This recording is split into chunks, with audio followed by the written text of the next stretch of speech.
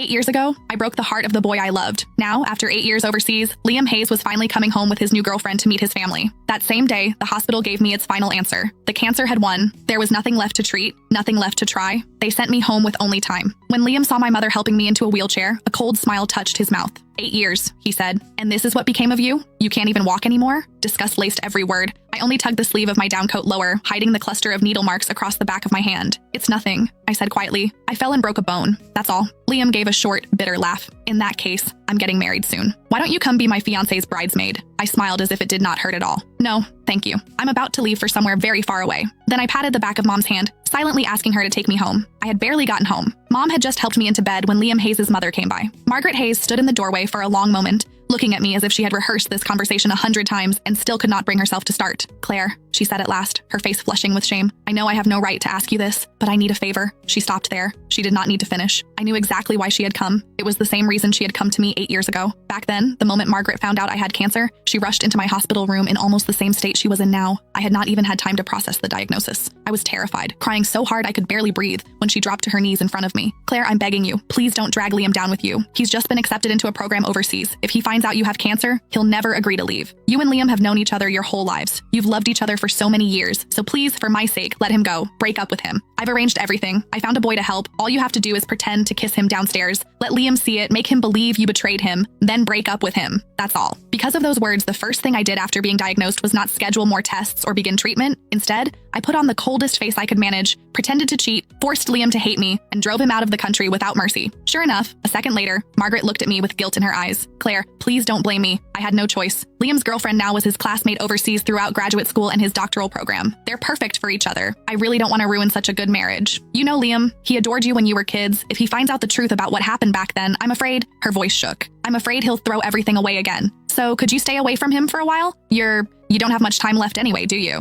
In your condition, you shouldn't be going out, don't you think? The moment Margaret said those words, my mother grabbed a pack of adult diapers from beside the bed and slammed it down so hard the mattress shook. Seeing that she was about to lose her temper, I quickly tugged at her sleeve and softened my voice. Mom, please. It took several seconds before she managed to hold herself back. Only then did I look back at Margaret. I can promise I won't tell Liam what happened 8 years ago, I said calmly. But I can't promise I won't see him. No, I could not promise that, because during all 8 years of surgeries, chemo, and hospital ceilings, there had never been a day when I stopped missing Liam. When chemotherapy became too much to bear, I would clutch the old photo of Liam and me until my fingers cramped. Some nights, that picture was the only thing that kept me from giving up. I went through more surgeries than I could count. Some minor, some so dangerous. Mom signed the consent forms with shaking hands. More than once, I was rushed into the ICU and almost did not wake up again. Every time, Mom stood beside my bed and shouted herself hoarse. Claire, have you forgotten? You said you were going to survive. You said you'd get better, go overseas, and explain everything to Liam yourself.